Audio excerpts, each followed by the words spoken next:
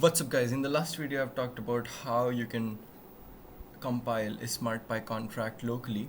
Now in this video I will show you how you can also get that formatted output that you might have seen on the website using your local machine. So let me show you what I'm talking about. So if you go over here, so here I am having a really a template contract, and if I try to run it, you will see a nicely formatted result about all the tests that are happening right on this side. So it's failing for some reason. It's not getting compiled. Let me just pick any other template. So example minimal, and what I'm going to do is import this contract, close it, and if I run it, it's going to take a while and you will see this nicely formatted output over here. So in this video we will see how to get the same thing but using local machine. Okay, so here I'm having my terminal. Let's increase the font size so that you guys can see easily. Now if I go over here, I have a folder called contract, right? And if I go over here in the contract, I have a directory called output, right?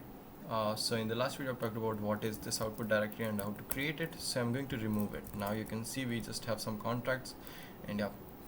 So in the last video I also talked about this contract called streaming payments. So yeah, so in this video what I'm going to show you is how to get that formatted output. So you can see it is pretty simple.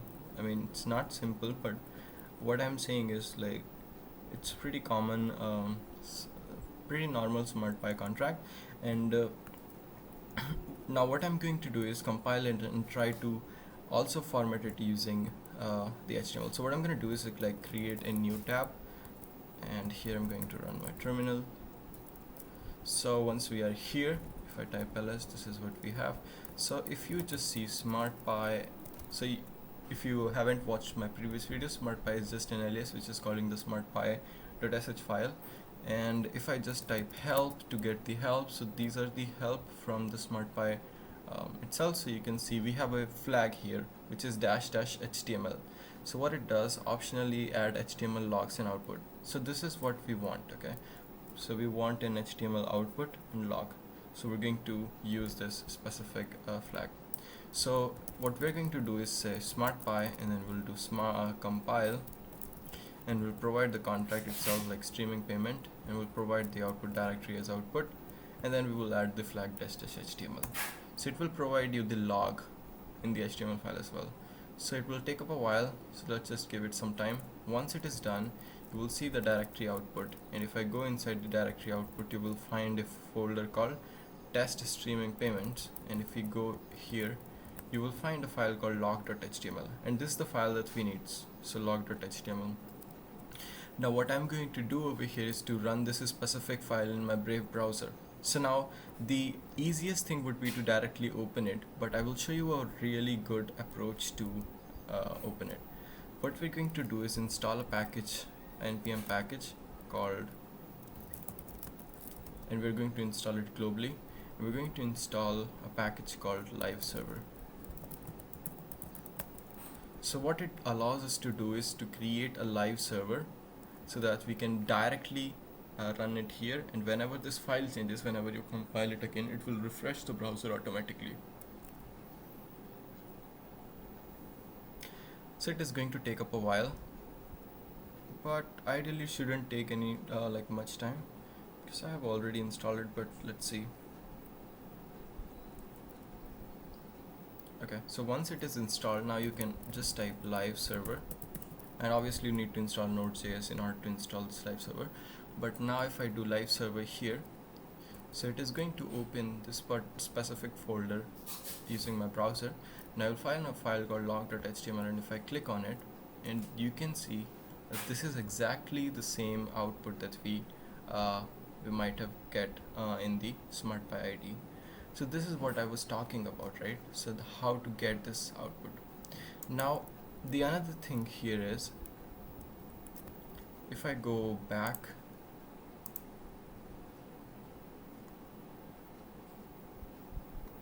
so you can see that we just have this log.html file, and now the problem here is that this log.html file just contains the information about the contract itself, but it is not giving us the information about the test, right? So how can we get all the fancy tests that we want? So in order to get it, what we're going to do first of all is to close this live server, and over here now you can see we just have these files, and the reason for this is because we are compiling it, we are not running our test. So in order to do it, so we're going to say over here we have the streaming platform, like streaming payment.py file, and if I do smartpy help here, you will find a parameter called script, which is the file name, then output, and then the kind, it's the custom kind. So we want to now test it, right? Instead of just compiling it, we also want to test it. So you can see that we have an example over here, which is to compile, which is to test, right, to run the test. So we're going to do it. So we're going to say smartpy, and we're going to say test, and then we're going to provide the name of the file, the output directory, and --html flag. Now if I hit enter, it is going to run all the test. So let's give it some time. Once it is done, now if I see here and go inside the output directory, you will find a folder called streaming xyz tokens, right?